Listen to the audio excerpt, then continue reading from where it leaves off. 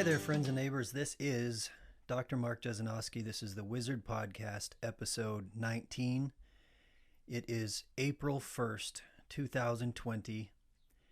And like all of you, I'm in quarantine in my home and trying to make sense of this time and place that we find ourselves in. I've been spending the past 4 or 5 days being a little extra quiet, a little extra mindful, you could say, of not just what I'm thinking and feeling, what's going on inside of me, but also just kind of listening, feeling for the pulse of what we collectively are feeling and experiencing during this time. I think when the landscape dramatically shifts in front of us, when our day-to-day life is dramatically changed and altered in a way that we don't feel control over, we naturally start grasping for reasons why. We start telling ourselves stories to make sense of what we're all experiencing. Some of the stories we tell ourselves are from a place of love, from a place of gratitude, from a place of adaptation and flexibility, from a place of being. Some of the stories we tell ourselves are from a place of grief and loss. And some of the stories we tell ourselves are from a place of fear. And I thought today I would try to explore, try to weave together those three concepts a little bit. I went for a morning walk this morning. I'm really fortunate that I live in an area of San Diego that's a little more remote, a little more removed from what I understand from several of my clients that live more in the city, in the more, condensed, in the more dense areas of San Diego, let's say. Near the beach, there's a lot more restrictions. There's actually, the police are monitoring and moderating local neighborhoods, and people have to check in before they go into certain areas of Pacific Beach, for example. The beaches are closed down. I took my daughters this weekend to a place we go hiking near a nearby river, and I was really surprised that this kind of secret spot that I thought was relatively secret was being blocked by a state trooper. I don't know if it was a state trooper. I think it was the Parks and Recreation. But nevertheless, they're definitely regulating places where people may accumulate. And what I was struck by, and just to kind of explore my own response to that experience of going to a place in nature, to bring my daughters to a place in nature, to get out, to do what I like to do to cope, which is to get out into nature, to get my feet on the ground, to smell the fresh air, to notice the open space. Just to be in nature is incredibly healing for me. To be restricted from that was uncomfortable for me. My immediate response was one of frustration, was one of anger and fear, I would say. My mind went to, well, if they can shut us down this easily, this is concerning for me. If they can, they meaning, it's interesting how we throw that word they on things that we can't quite pin down. They usually mean some authoritative structure of power that we feel is not within our control. So my mind went to, well, if they can shut things down this easily and they can keep us from experiencing nature and experience just going out into the open wilderness, well, that's fairly concerning to me. Now, that was my initial response. That was my from the gut kind of response. That was the response of my attached self, my ego self, the part of me that has grown used to having so much freedom that I don't recognize that restrictions can quickly be put in place in times like these. So my immediate response was to push back, to lash out, and to be reactive to this authority figure that was telling me I can't go into nature. And I did what I do, and I noticed that response, and I thought about it, and I felt it. And I realized that none of us like to feel restricted. None of us like to feel controlled. None of us like to feel like our freedoms are limited. And we live in a place where we have experienced a degree of freedom that most human beings have not experienced in history. Well, in the organized modern history, most human beings have not experienced that kind of freedom. So in that way, it helps me to not take my freedoms for granted. The fact that more often than not, I can get in my car, we can all get in our cars, and we can drive wherever we want. We can cross state lines. We can cross international borders relatively easily. So the bigger message for me was, once I worked through that initial thought, that initial feeling, was not to immediately assume that there is some global conspiracy to restrict my freedom, which I can get to that part later. But my immediate reaction was, fear restricts freedom. And in this case, I sort of got my mind into a place where I recognized that this particular shutdown, this particular quarantine, this particular restriction of freedom is probably a good idea, in the sense that we're restricting the spreading of a virus that could be fairly harmful to a lot of people. Of course, we can debate that type of intervention. There's a lot of ways to look at it and a lot of ways to debate it. You know, throughout human history, we were at the mercy of nature, and we were in a much more adaptive, flowing relationship with nature. We had a much more symbiotic relationship with nature. Rather than assuming we could always control it or manipulate it, we had a much more symbiotic, flowing, accepting relationship with nature. So we can debate the fact that we have had a global intervention that is organized from a place of government and power.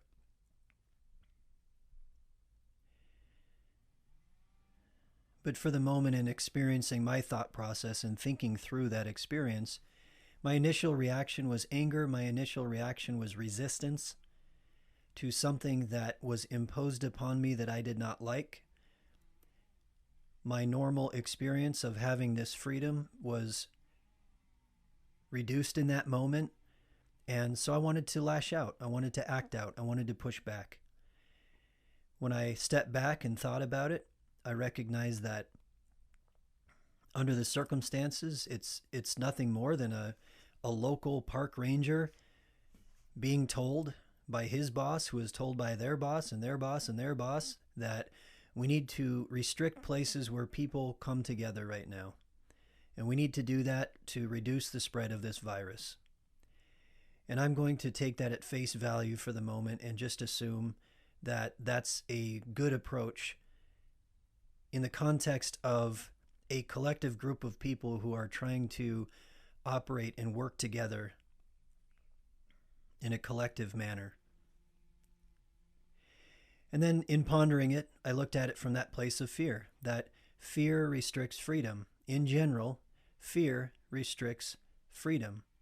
When we operate and act from a place of fear, our freedoms are restricted. And you can look for examples of this throughout human history and throughout our present day global context. Fear restricts freedom. We all have an individual responsibility to understand what fear is, to mitigate and moderate and make sense of, to an extent, the illusion of fear. And if for those of you that have listened to me before, you understand that when I'm talking about the illusion of fear, what I'm talking about is the fact that if you think of us as a machine, we have this part of our brain called the limbic system that essentially is meant to detect danger. Really, it detects reward, it detects good things, and it detects bad things. It's supposed to detect lions and tigers and bears and things that are immediately threatening to us. That's really what it's made to do. And then we start wrapping language around danger, and we start to tell a story about danger. So very quickly, danger becomes words, danger becomes ideas, danger becomes concepts. We wrap those concepts and ideas around our identity, our ego, our attached self, our practiced self, and suddenly ideas and concepts and words have the ability to trigger a fight or flight response, or sort of this droning anxiety response that a lot of us are experiencing right now.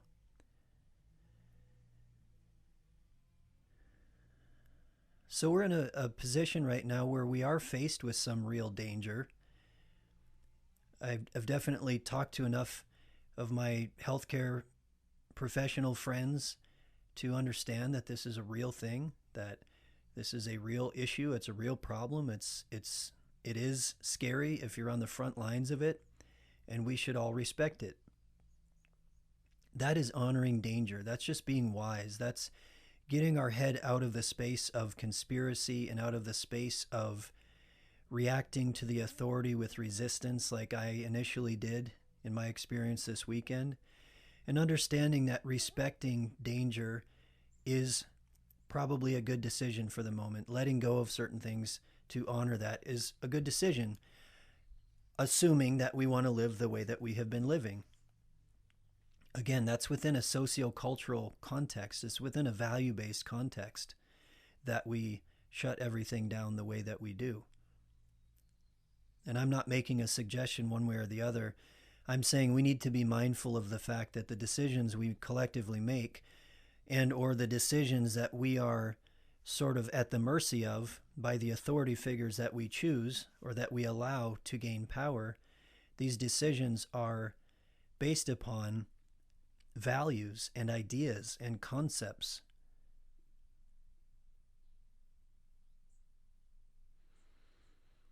So it's good to be mindful of danger. It's good to be clear and rational about those kinds of things. It's also our responsibility to understand the difference between danger and fear. Fear is danger wrapped in ideology and identity. So taking a step back from that experience, which is just a minor example of my personal experience of making relatively minor adjustments to what's taking place. I realize a lot of people out there are having to make much more radical adjustments. You know, we're all intertwined with the world to varying degrees. Some of us are very intertwined, meaning a lot of people have to get in their car every day, commute to work every day, work within the context of a company or a group of people. And so we're kind of intertwined with the working world. We're intertwined with this modern world that we've created. So I realize for a lot of people, this is a major adjustment. For a lot of people, it's a welcome slowdown. So to shift my thinking for a moment, to get away from, the fear-based response, I've been thinking a lot about what is the positive side of this experience? What is good about this? And just at face value, I went for my morning walk this morning. Again, I live in an area that's less restricted, so I can go walking in my neighborhood and I'm not going to encounter any resistance or control necessarily right now. And the streets are very quiet.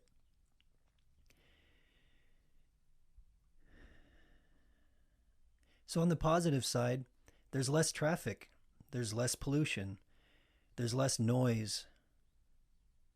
You could say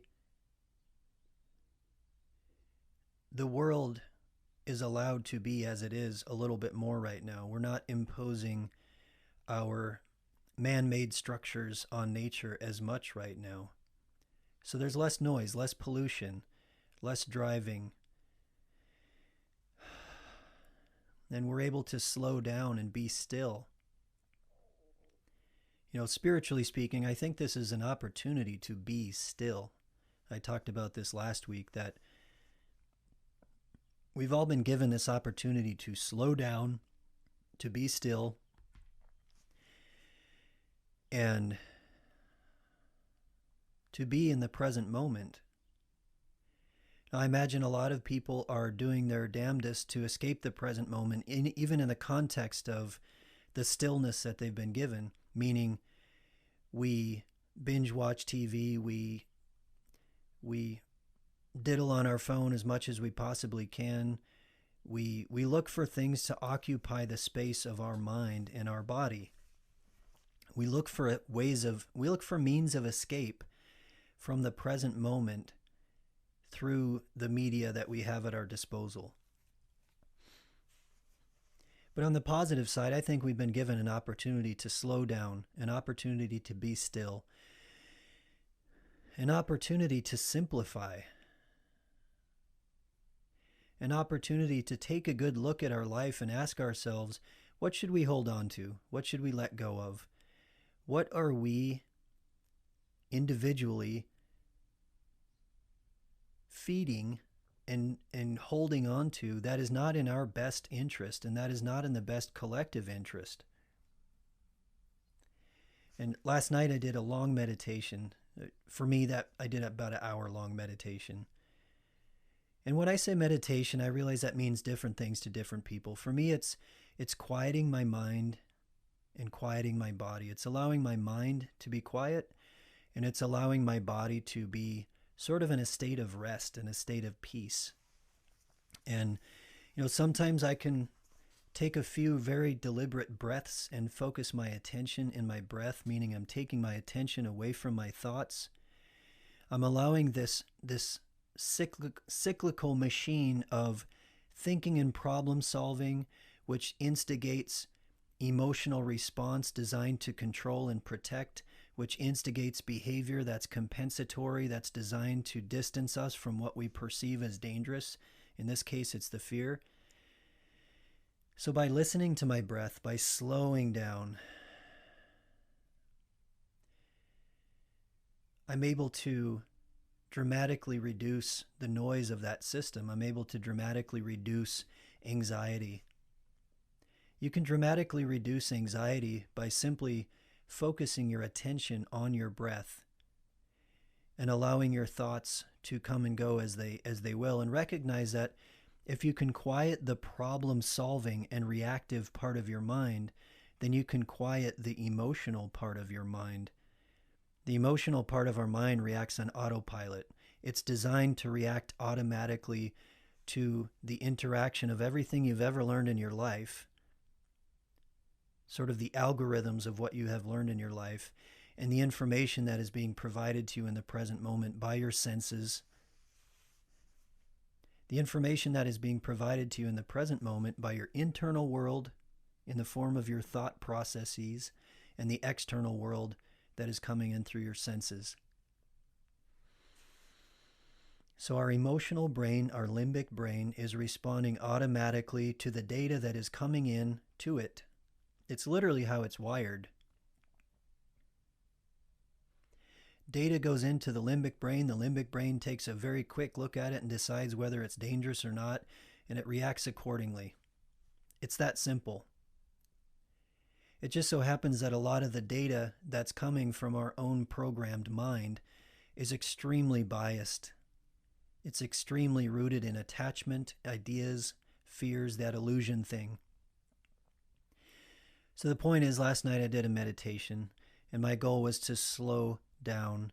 I noticed there were several things that I was experiencing frustration or anxiety with, sort of things that are droning in the background that I can't quite put my finger on, but I recognize that my world has been dramatically shifted and changed in the present moment.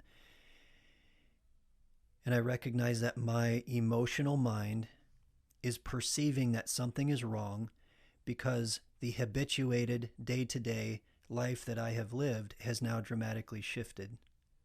So my goal in the meditation last night was to focus my attention in my breath, to focus my attention in the quiet moment, to allow my mind and body to be calm, essentially to diffuse that process, to slow that process down, and to allow myself to have a little vacation from stress, to have a little vacation from anxiety.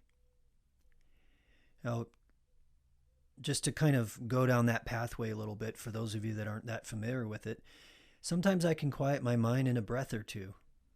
Sometimes it's as simple as really focusing the attention on the breath, inhaling and exhaling and releasing and letting go and focusing that attention. And sometimes my mind is really busy. My mind is really stuck in a problem-solving mode, which is something I may get into later, sort of a masculinized mode. Don't confuse masculine and feminine with male and female. A masculine mode is when I'm trying to control, I'm trying to fix, I'm trying to control things. And in this context, my mind is trying to control a reality that is very much out of my control.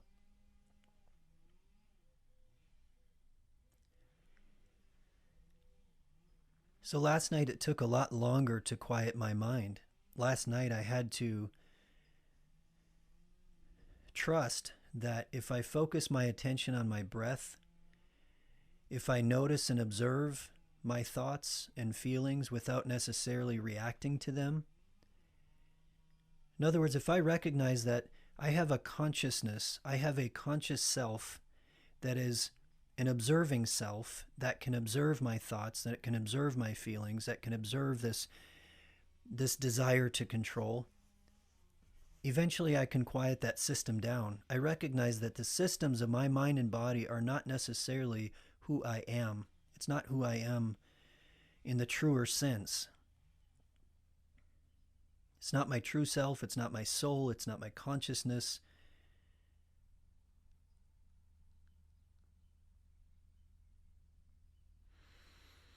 So last night it took me about 20 minutes of very focused breathing and very focused darkness and allowing myself to just notice where my mind is going. Notice my mind keeps popping up with ideas, and the mind is kind of like, what about this? What about that? Well, we should think about this. Hey, have you thought about this? Hey, Mark, what about this? Hey, should we obsess over this for a while? What do you think about this? You know, the mind is like an obsessive child sometimes. It's just freaking out. So it took me about 20 minutes to half an hour to slow that down, to find a place of calm. For those of you out there that say, well, I can't meditate, or I'm not good at meditating, or I don't even understand the mindful thing, or that's just you associate that idea with something that you don't want to be a part of. A lot of my friends on the right will associate those ideas with something on the left. It's in no way does it need to be associated in that way. It's a practice. It's a practice.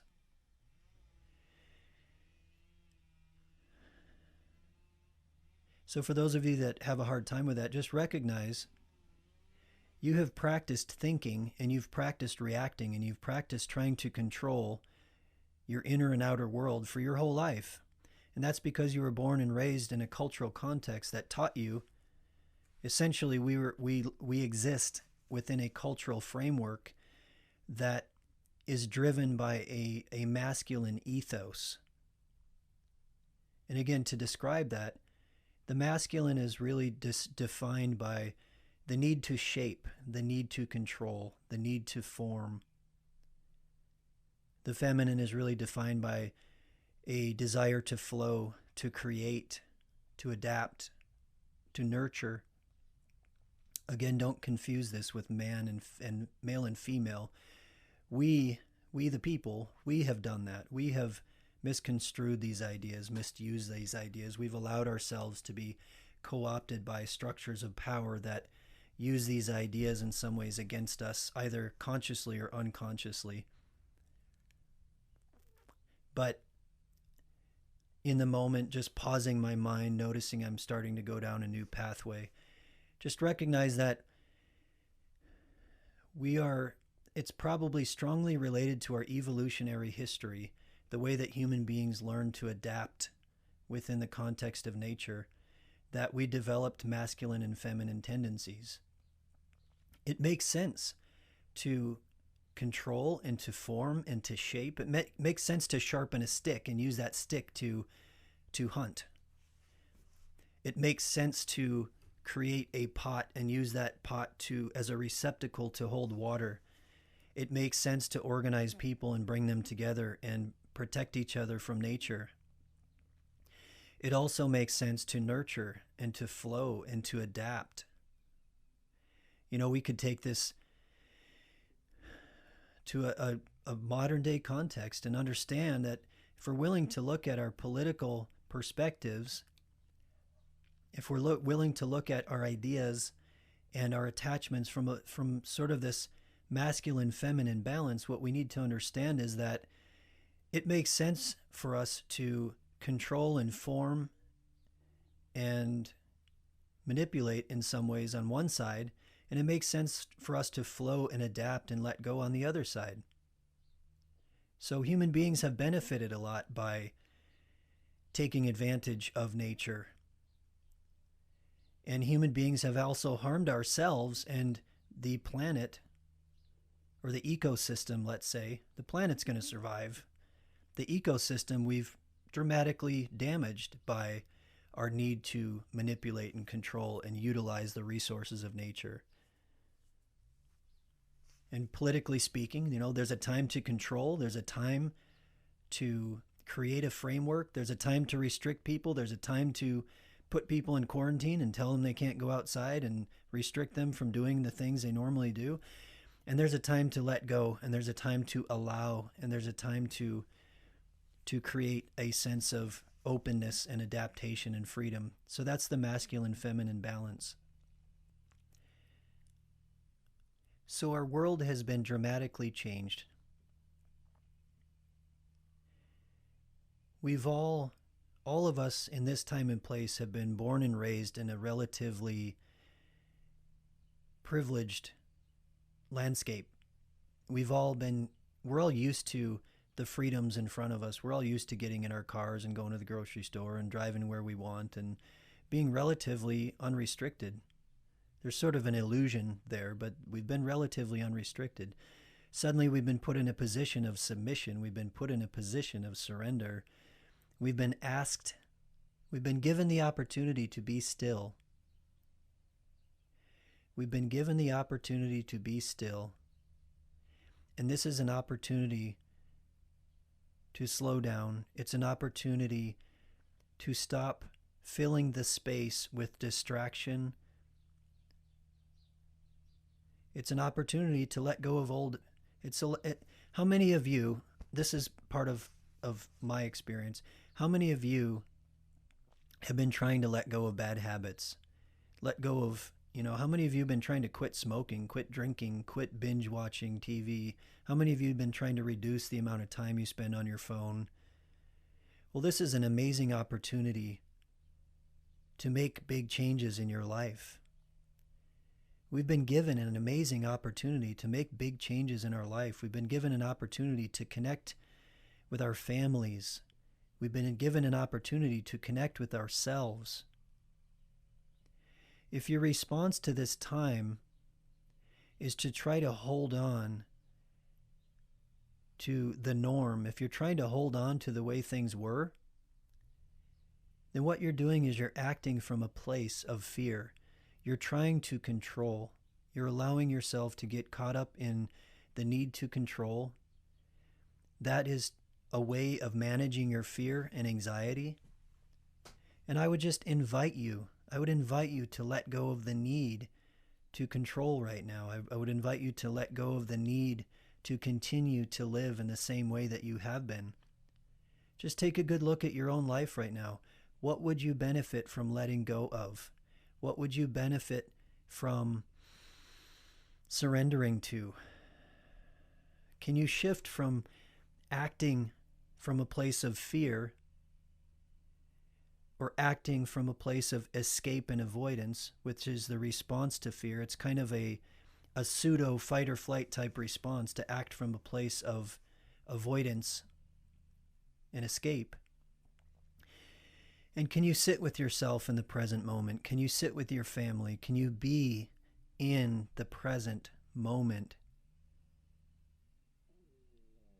Can you allow yourself to be? And can you allow that to be good enough?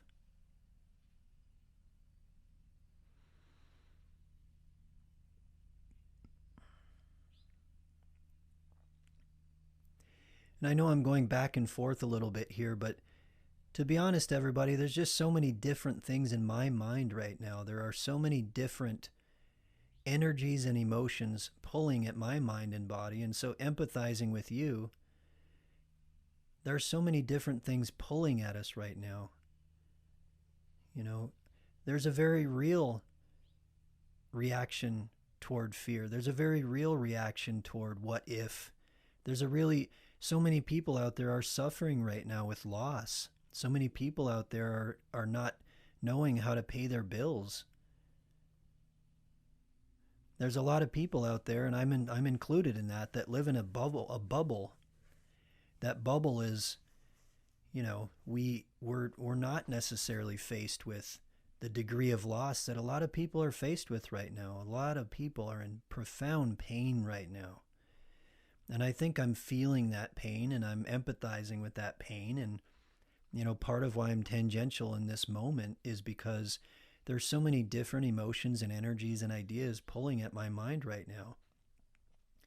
Bringing myself back, my own practice, my own way of coping with that has been to do my very best to live in the present moment, to do my very best to recognize that if I'm thinking into the future, if I'm allowing my mind to try to hold on to and control, if I'm trying to force my present world to be the way that it was a few weeks ago, then I am going to experience anxiety and fear.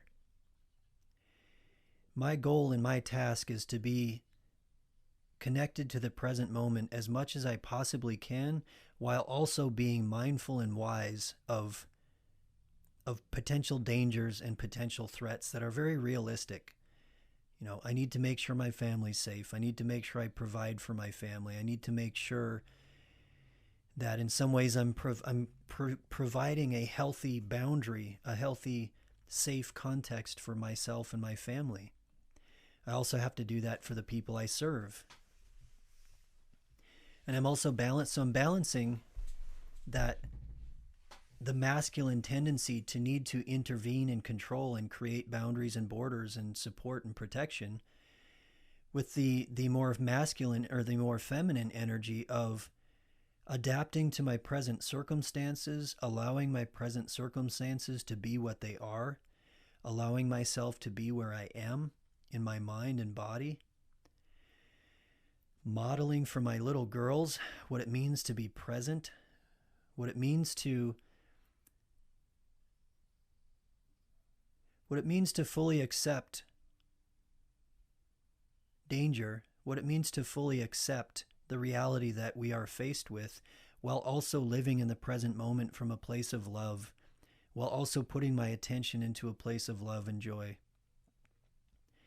So getting back on track with the thought that I got lost on, ironically, about 5 minutes ago, the reason I get into meditation is that I want to clear the space in my mind. I want to clear the negative attachment and energy in my body. And I want to get myself into a place of calm in the present moment. Because then I can make wiser decisions. If I'm allowing fear to guide my decisions, I'm sacrificing wisdom. I'm not saying we should not respond to potential danger in a proactive, sometimes aggressive, sometimes protective manner.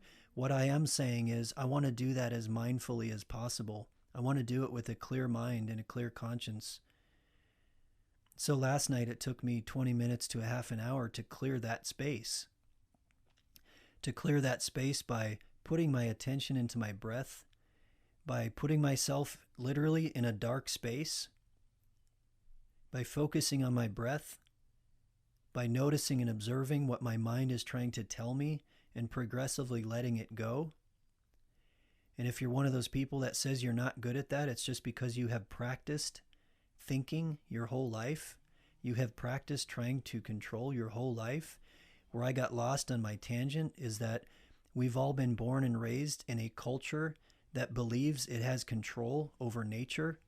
We've been born and raised in a cultural ethos that believes that not only can we control nature, but that we have the right endowed to us by God to sort of dominate over nature.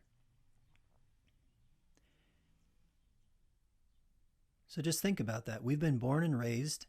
We've been taught that we have some sort of control over nature and over our existence that we actually don't have, that we just simply don't have. And we can mitigate it and moderate it to a certain extent, but the reality is we just don't have nearly as much control as we think we do. And that's kind of where I get to in that place of meditation, is getting to a place of recognizing my limitations, recognizing where I need to adapt, where I need to surrender, where I need to accept, where I need to allow myself to be where I am, and to model that for my family and friends. And to understand where I can intervene, where I can assert myself, where I can control. And ultimately, it's to aspire toward a balance of energy, you could say, a balance of masculine and feminine energy. I think a lot about healing. I think a lot about what is healing. We have all sorts of different ideas about what healing is. Unfortunately, we believe that healing is symptom reduction in our culture. We believe that if you're depressed, somehow healing means getting rid of those depressive symptoms. What we don't, and I'm talking in the mental health context here, but what we don't understand is that the symptoms of depression are telling us a lot about how we perceive our present moment, about how we perceive ourselves in the context of the world around us. Depression is essentially a perception of powerlessness, a perception that we need to escape because we're overwhelmed and threatened and we need to disappear. So unfortunately, we've been born and raised in a culture that tells us that healing is symptom reduction. If we can make bad feelings go away, and I don't even believe they're bad, but if we can make negative feelings go away, somehow that's healing. But in going deep down the rabbit hole of my own healing, and going deep down the rabbit hole with a whole lot of people, going into the deep dark spaces, what some people like to call shadow work, going beneath the surface of consciousness, and going into the space of fear, and going into the space of attachment, and going into the space of trauma. What I recognize is that healing is finding a balance between light and dark within the self. It's finding a balance between masculine and feminine. It's recognizing when to act, when to shape, when to form, when to control. And it's recognizing when to let go and when to flow and when to adapt and when to allow. In some ways, I've discovered this more than anything through art. Making art requires a really dynamic masculine-feminine balance. You know, if you think about it, you're taking materials, you're taking paint and mortar and whatever you're working with, and it has no inherent form, it has no inherent shape, it has no inherent ideology or metaphor or context until you shape it and form it. So that takes a real masculine-feminine balance. It makes us, at once I have to flow, I have to be, I have to allow the emotions and the ideas and the energy to flow through me to form something. So it's inherently, I'm at once forming and shaping and controlling, and I'm also allowing and letting go and being. So it's this real masculine-feminine balance. So I think healing is this, it's a real masculine-feminine balance. It's recognizing where I have control, and it's accepting where I don't. You know, there's a profound wisdom to the Serenity Prayer that became very, very popular because of Alcoholics Anonymous, but I believe the Serenity Prayer has deep roots in Greek mythology and these stoics, I guess let's just say stoicism. If you want to look it up, you can look it up. But this idea of being radically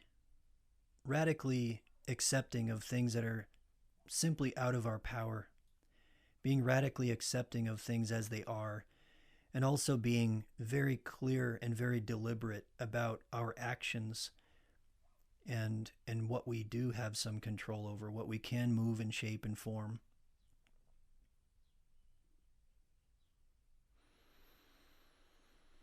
And maybe transitioning into the space of grief for a moment.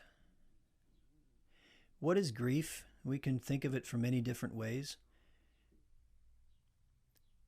Grief is having to accept something has changed that we don't want to change.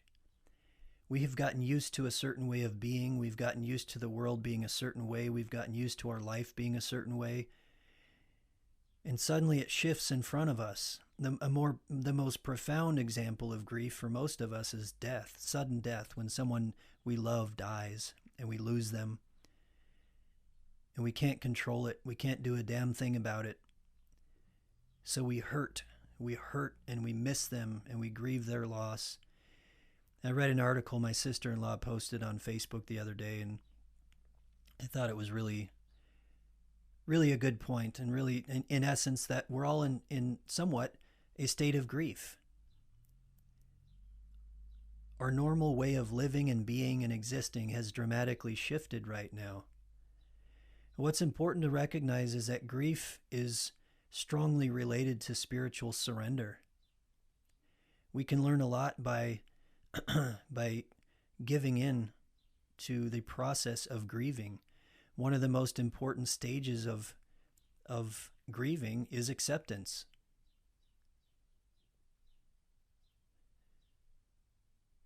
Acceptance of things as they are.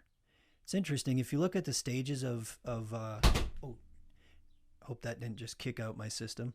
If you look at the stages of grieving, it's inherently a masculine-feminine process. The first stages of grieving are trying to control. We deny. We simply say, nope, that's not real. That's not happening. I'm not going to believe that. I'm going to completely deny the reality in front of me to keep myself safe. We do that as children. We deny ourselves our reality. We deny shame. We cover up reality because we just don't want to face reality. Denial is an amazing tool.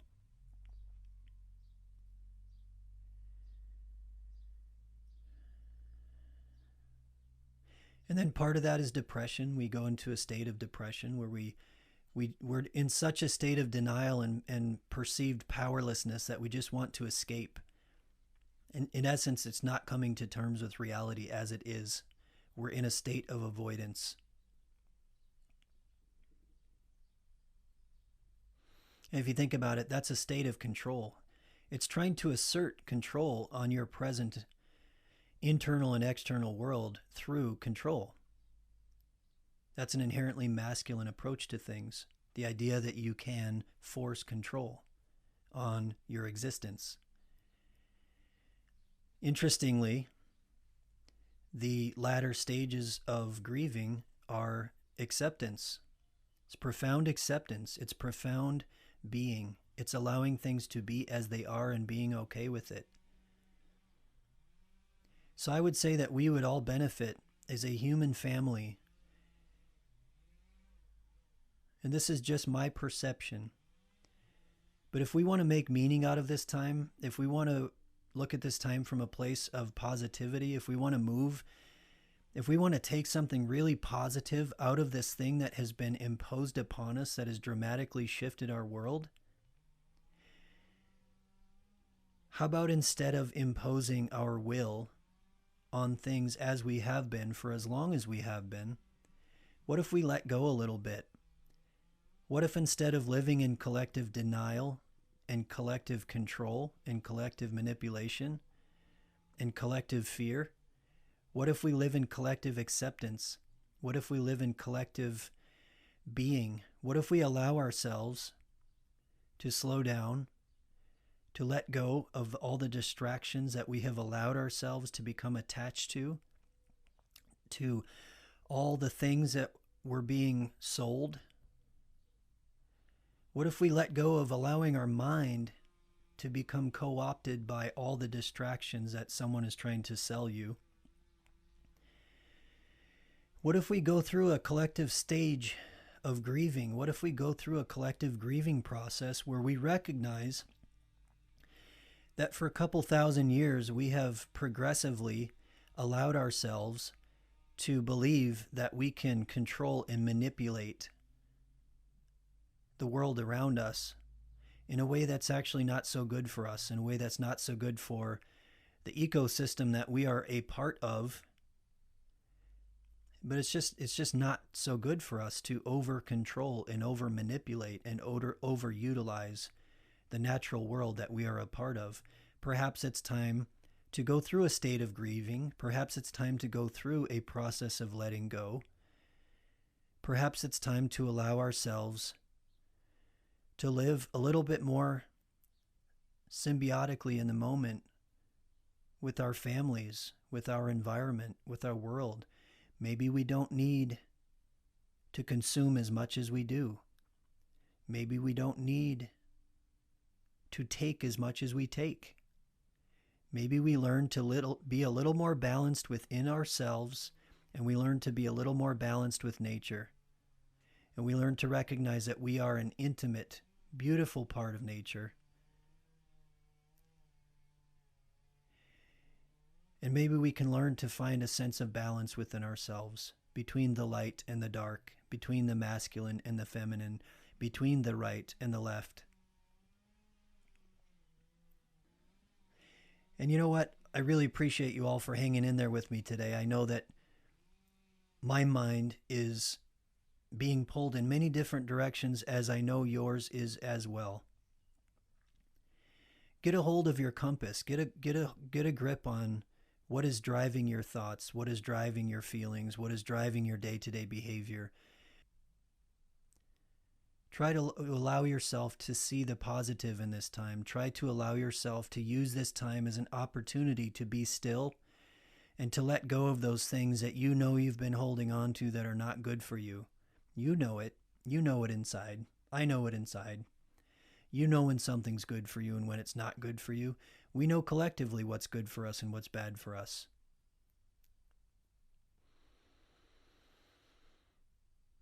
Be well out there, my friends. Be well out there. And for all of you that listen to this, all 10 of you that listen to this regularly, you're my friends, you're my family, you're my clients, your colleagues. And for anyone that I've gotten to share space with, I love you. I appreciate you. I wish I got to spend more time talking with you and sharing with you. And I hope that we can create lives where that is possible.